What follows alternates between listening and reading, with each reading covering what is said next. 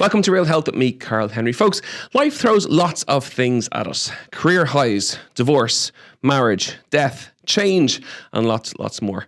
Good times and bad in equal measure, but a friend and a conversation can make it manageable. In their new book, What We Know Now, presenters of the podcast, Jenny and Mairead, now are brand new authors. I'm very proud sitting here in studio. The first time we've ever had two guests in studio that I can remember. Jenny Kelly and Mairead Ronan, they give their down-to-earth advice on the business of living. Pressure, lads. Pressure. Welcome. No pressure. We're delighted to be here. Thanks for having us, Karl. Thanks. Welcome in. So nice to see you. And you, I'm holding your very fabulous, I called it a posh book earlier on. It's a pretty book, isn't it? It's very, but it feels, It's got heavy. good weight. Yeah. Isn't and weight it? in books weight. is very important. Yeah. It's beautiful. It is. It's a like I said, it's a pretty looking book, nice weight. What and do we it's call pink. it? It's our pink It's baby. pink. Our pink baby. Oh yeah, okay. Yeah. Our very pink baby. Lessons on life, love, loss and friendship. Yeah, that's it. Okay, so where does it come from then? Where do you decide let's write a book? Obviously, we've got lots to cover, and we're going to get into all that in a bit.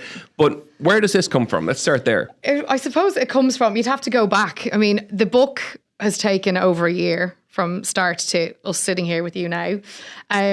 But we have to go back a gazillion years ago to when we were working together, practically living in each other's pockets when we were on the Ray Darcy show on Today FM. I was reading my notes, right, and it brought me back. Like I feel really old now, but it did when that time. I was such an avid listener to that show. And then I think I DM'd both of you at the time around the treadmill and the sports bras. Oh my God. Yeah. And it brought me right back to the treadmill and the sports bras. I remember listening in on that day, and you'd never get away with it now, ever. Never get away with Never. it. So just to explain that, we did do a test of the best sports bra. You brought a treadmill at the studio, Yes. but you were both in there, and the three of you were. There was brilliant. handling of boobs. Yes. There was Squishing of boobs. You don't want your boobs to move, and we were saying what we needed to do was wear double bras. Two bras Remember, to two run. bras. Yeah. So then we said, no, we need to find a really good sports bra for the women of Ireland. So we did that. But during that time, we grew up with the listeners who were the same kind of age as us, going through the same things. They were going dating people, they were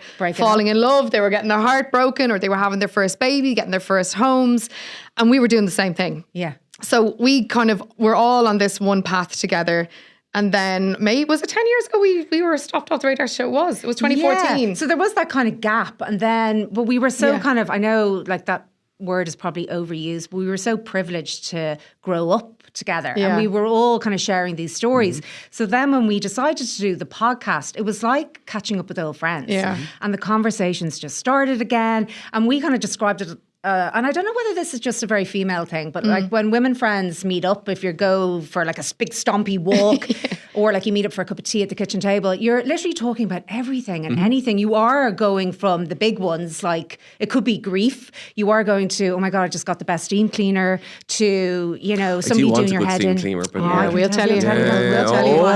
We'll tell you one. But so when this conversation started up again in the podcast, we knew when we started thinking about a book, that's what we wanted it to be. It was like the conversations that women have, everything and anything. And the stuff we've learned having gone through all these different things in life, like Jenny said, grief, marriage, divorce, motherhood. It's experience of a life lived, isn't it? Yeah, And and we still have loads more life to live. Oh, yeah. You're both very young, by the way. Halfway. That's Thank you. established. I'm only at the halfway mark now. At the halfway mark. I've got 8 years on her, but I kind of go, it's like our middle-aged learned lessons. Yeah. And it is. It's like the podcast on paper. Yeah, that's the best way to describe it. Yeah, that's a great way to describe it, actually. And you weren't always close. Is that fair to say? There was a gap. Can we talk about that? We can. Well, it's not that we were weren't always, when we met each other, I suppose we have to start again at the beginning. When we met each other, it probably was like one of those movie scenarios of boom, of friendship falling in love. It was a friendship immediate spark. And almost like when you hear people say love at first sight, we were like friendship at first sight. Mm-hmm. It was very instant, very intense. And we were working together all the time. We did everything. We went on holidays together. Yeah. Well, like we'd literally finish on a Friday, and then Saturday we'd meet up at the airport. See you in the airport at 11. We were going T1, out all the time. We were doing absolutely everything together. Yeah. And that's why, like, when we were talking about our friendship in the book, we actually start with that because we didn't want to kind of set ourselves up as these like, look at us, two perfect friends, you know. Oh yeah, the Instagram version. Yeah, which is exactly. absolute crap. Like everybody has bullshit. ups and downs in friendships, and we definitely had a down, and it was at a period With a million ups. So a many million ups. ups. But I think that's why the down was so awful. Yeah. And I know I couldn't talk from my perspective, but my dad had died suddenly. Mairead was going through a lot of stuff. And at a time when you think that it would have brought us closer together, we kind of went quiet on each other.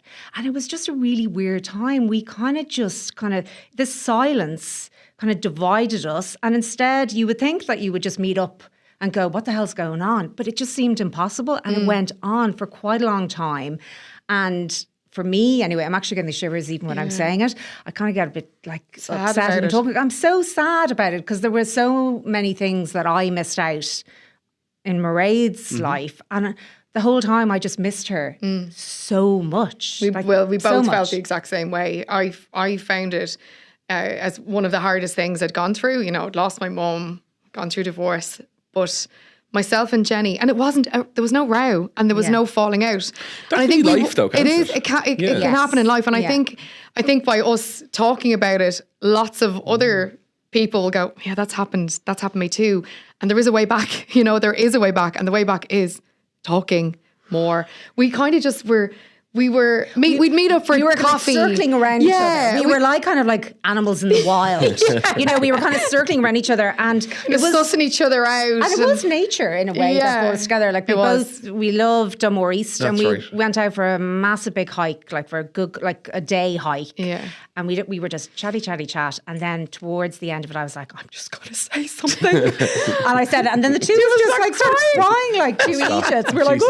"Wah!" And we were On like, the edge of a cliff at the sunset. And like, It wasn't quite sunset. It was very breezy, actually. yeah, I know. And I know that my husband was just like throwing his eyes up to heaven going, you two, Jesus Christ. That's quite an Irish thing, though, isn't it? That you can, like, we've moved to West Cork 2 years ago. There's my friends I haven't seen for like probably 2 years. Yeah. And you know that like they're probably thinking that I should ring them, and I should ring them, and you don't. Yeah. And Or it just next kinda time I'm in goes, Dublin, doesn't I it? should definitely make an effort. Yeah, yeah. Well, I definitely think that's a male thing. Yeah. I think women friendships can be very intense and Complicated. This is probably going to sound a bit weird, but myself and Mairead often describe ourselves as quite male. Yeah. Like we can be quite male. So we In what way? We're just In both lots of very. ways. I hate that. I don't even like saying a blokey, but I feel like a bit of a bloke, and so do you a lot of the time. And one example of this is when I got my kitchen done up 5.5 years ago. I was really loved it. Brought my sister in to see it, and the first thing she said was, "It's a bit male." Yeah, it's a bit That was the blokey. first. That was the first thing she How said. does a kitchen bloke become designed. male? Yeah, she just said it looks like it's a bloke's kitchen. you give that It's dark. intangibles. It's Oh, yeah,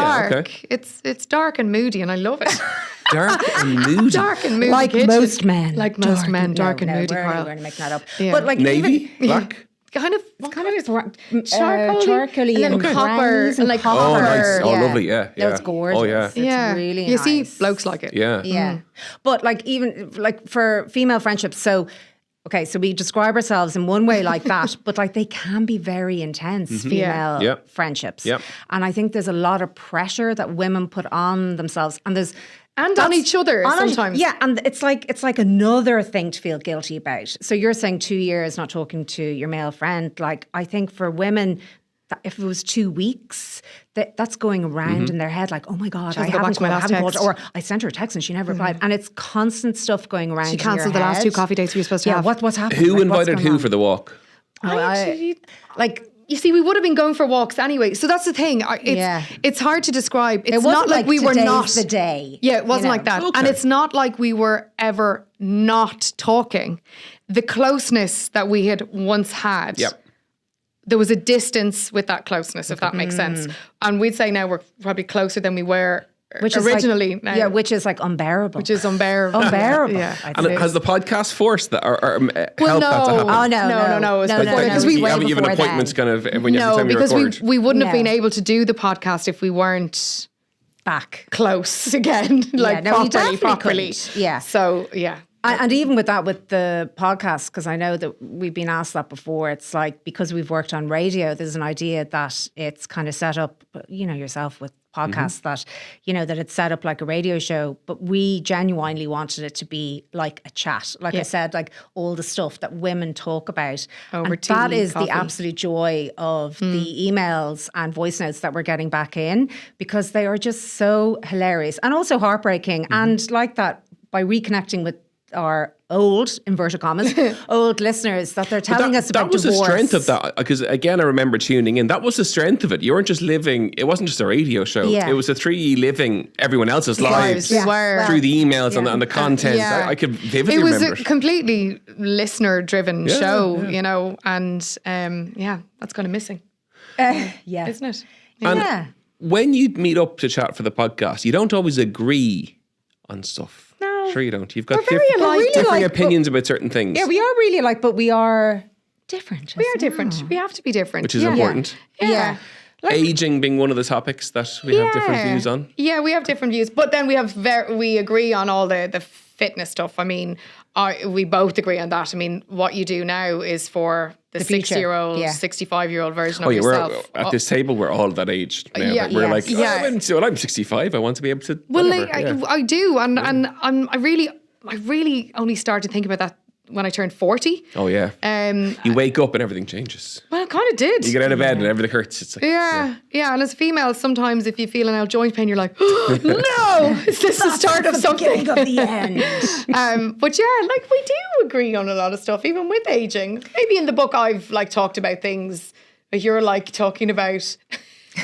When a dermatologist said, on, go, you look go, a little go." bit sad. Well, yeah, which I laugh about now, but at the time I was a bit like, huh? You were Excuse really me? pissed off. You were so pissed off. Yeah, I went in about one thing and then she was like, let's do a whole face overview. And I was like, okay then. And she was like, you're a little bit lopsided, but don't worry about that because we can fix that with Botox. And I was like, what? What the hell? How have we suddenly got... I left there that day. My wife. I thought you were going to say, I can see that. No, God, no. Yeah, I can see your weird It's the left side. face. Yeah, the left. It's the left. My wife was just back from Harley Street. She's opening an aesthetics business. She came home off the plane. The first thing she said when she walked in the door was, she looked at my forehead. She's like, "You're a little bit lopsided." Yeah. Well, you tell her we all are a little bit lopsided, unless you're Brad Pitt or Angelina Jolie. They have perfectly symmetrical faces, which is obviously weird. It is weird. Obviously. Yeah, obviously. And didn't work out weird. for them. Yeah, but I remember leaving there that day and I was just a bit like, oh, okay, I'm a little bit lopsided. And I think over the years, because you can't help, like everywhere you look, you're just being bombarded and hit. Well, women are. constantly. Yeah.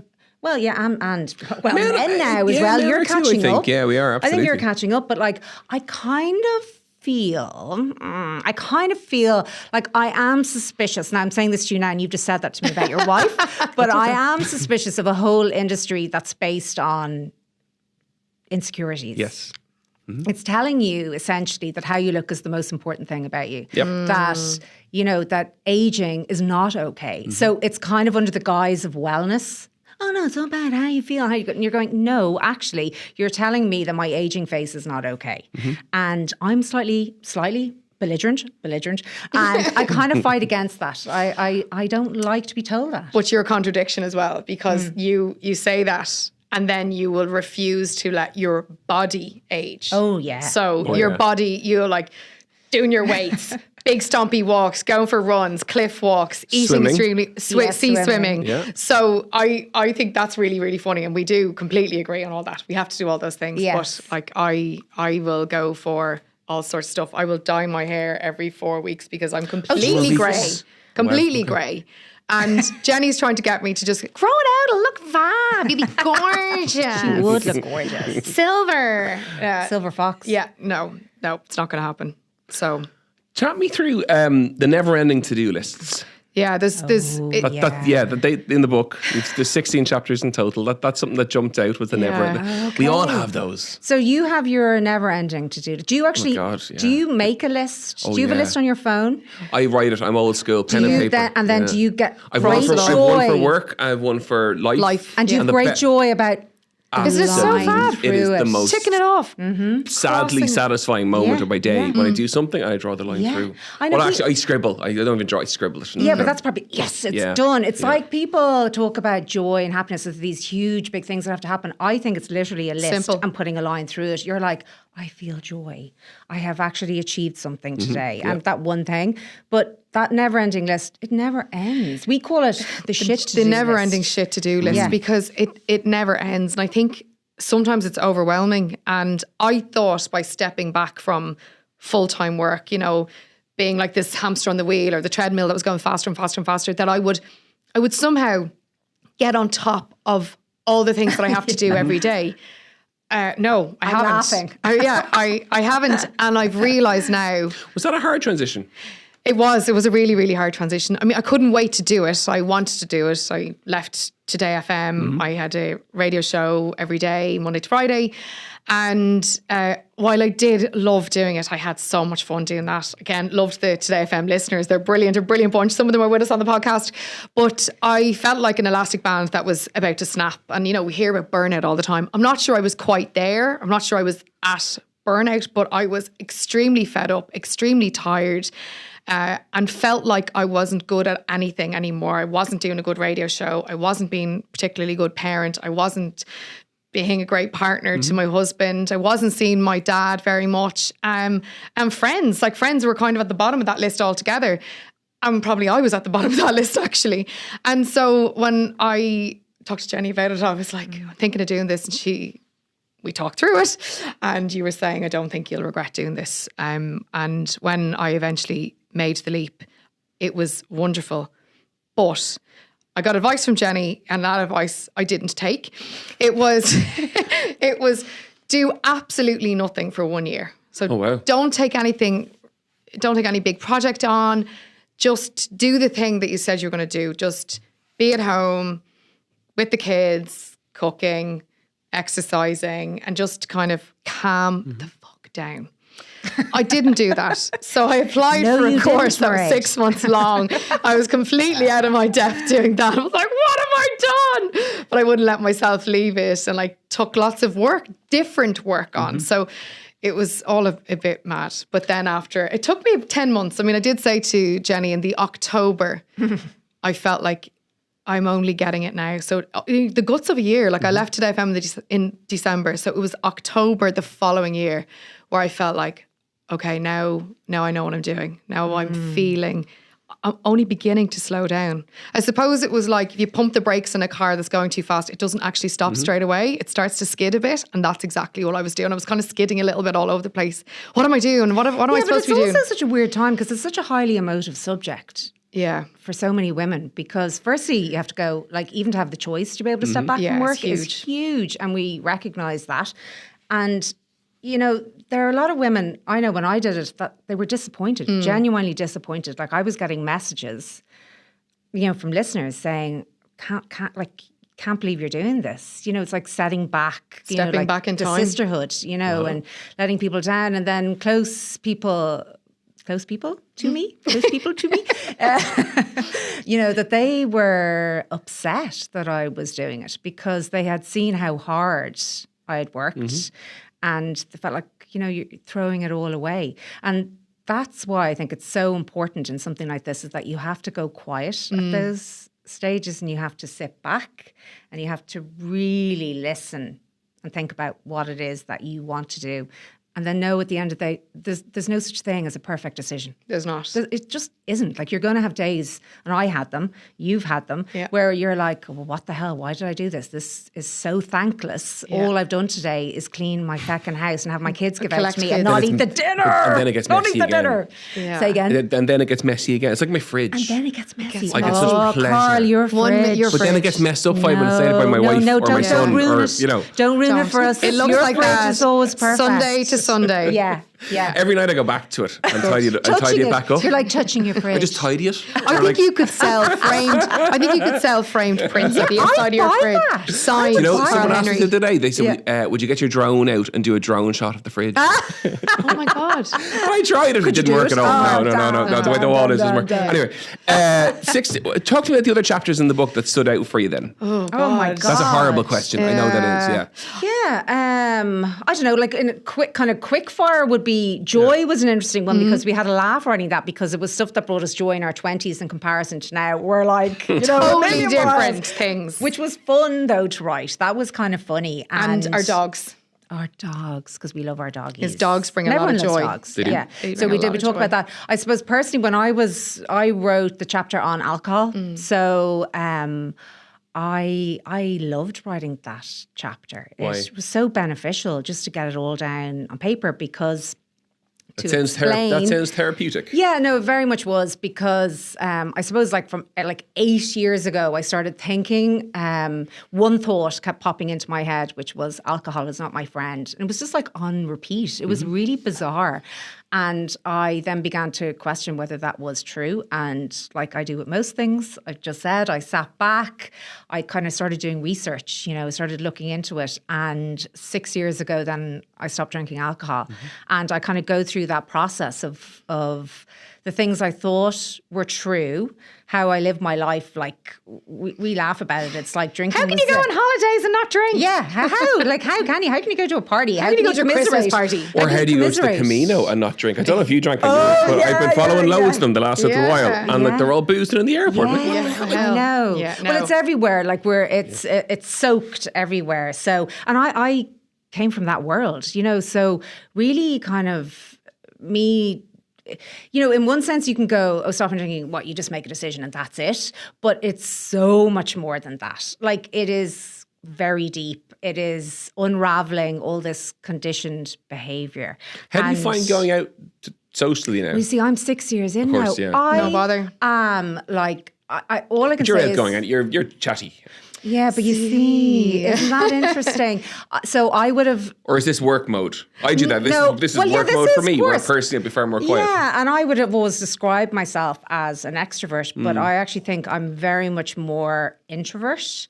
And alcohol definitely helped that when you're out. I described the mask, the Jim Carrey movie. I'd literally lash that mask on. My personality would rev up 200%. Nobody needs their personality revved up by 200%. So when that mask kind of came off, and when I was like, oh, I kind of didn't like that version of me now. So I much prefer... It was fun in your That 30s, comes with though. age, though, doesn't it? Isn't that a Probably. self-assurance as you get a bit older that you're like, You give less of a accept, shit. you do, and you accept Yeah. the fact, warts and all, that you're not perfect and you're not great, And no one you're, is. and you're okay with it. And also, which I think is brilliant, is you understand that everybody else is as awkward. So when you go to parties, somebody's like, oh, you're going, Yeah, I'm the same I'm way. the same. It's grand. Yeah, don't and worry the about answer it. is not lashing in 2 vodka tonics. That's not the answer at all. But I love, over the conversations we've had about this, about Jenny giving up alcohol, that she realised the things she actually liked to do as opposed to the things she thought she liked to do. And I think that's a great message for a lot of people. You realise, I actually love being outdoors and going for big, long hikes. Yeah. Whereas... Yes. 7 years ago, it would have been like, I'm dying, I can't go, because we would have been out. Yeah, I know, all those So- plans that you made, all those plans that you just went, absolutely not doing that now. It's Sunday and we're wrecked. going along with what you think you enjoy doing, as opposed to actually, what do you really like to do with your time? We've only got one precious life, that's it. And time becomes more precious with family life. It does. Your own time becomes more precious. So when you get a Yes. chance to do something, that Yeah. has to be something that is important to you. Yes. And can't be, not that it's wasted on a night out, but you know what I mean? With a hangover. It But it can be your own But it is time that. piece. You It is- can. It's anyway, sorry. But it is a waste of time, I think, being hungover. It is a waste of time. And it is that idea that we only have this one life. It is very short. And I just don't want to waste it for 1 second feeling hungover. So the day arrives, the box comes in the post, the book comes out That we of the did that box. face. Did you? That's what I'm asking. Yeah. Tell me about that day. Oh, it's amazing. We did it together, actually. even better. Okay. We were both sent a box of books by Gail, but I drove over to Jenny's house with my box all taped up and Yeah. her box is taped up, and we just opened mine.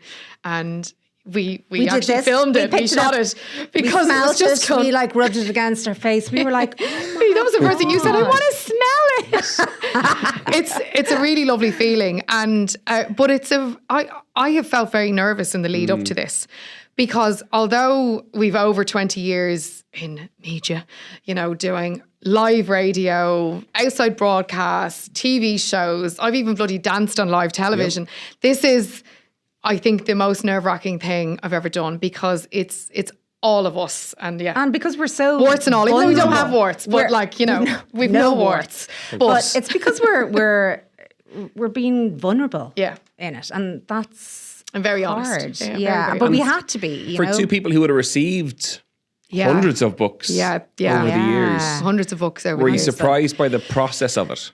I loved the process of I it. did too. I was just fascinated by the whole thing. But I think we approach it the way we approach anything we do, that we are very organised, and we set aside, you'd be like, right, 2 hours a day. It's like a job. It is.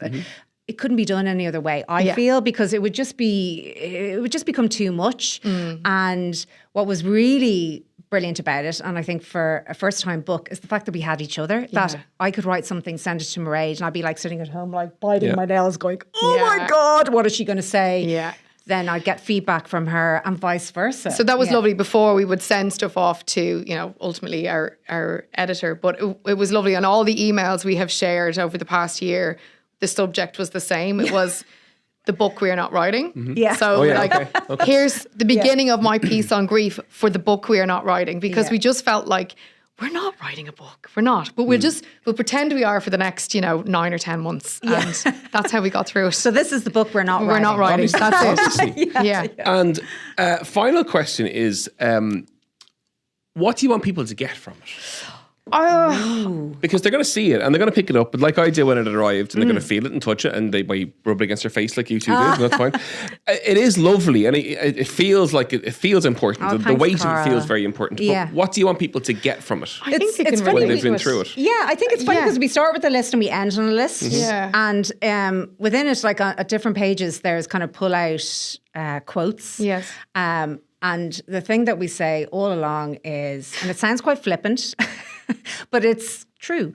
And we hit on one fundamental truth in life, is that we are all going to die. You'll be dead forever. You will be dead forever. So kind of stop worrying about stupid shit and stop stressing out about those type of things. And just remember that this is your one life. Oh, geez, that's very mature. It is very mature. No, but hang on, I haven't finished. Yeah. Take a deep breath. You should also get an air fryer. Yeah, and don't mess with your lips. I got And never, ever fill your lips. Sage Never fill air your fryer. lips. It's amazing. You've got the Sage one. We're Ninja. We got rid of our toaster. We got rid of our... Yeah. What's that one? I don't know, it's silver. It's a Sage. Is it It's a amazing. double?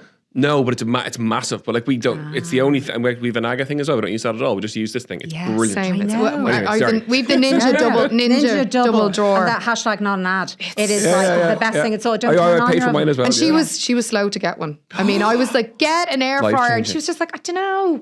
I just feel like I don't need another kitchen thing. I'm like, just shut up and get an air fryer. Yeah, she was right. And now she's God, you're like a priest. Oh, I'm just so priest. boring about air fryers. Yeah, anybody Preaching comes out about to the house, I'm like, have you got an air fryer? Come and look at mine.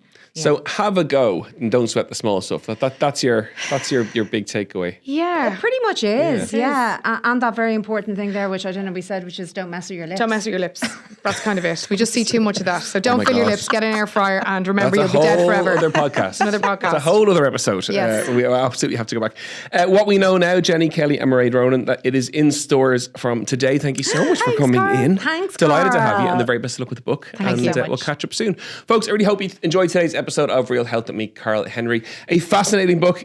Pick it up in stores and you're going to absolutely love it. As ever, we'll see you next week for more Real Health. Slán go fóill.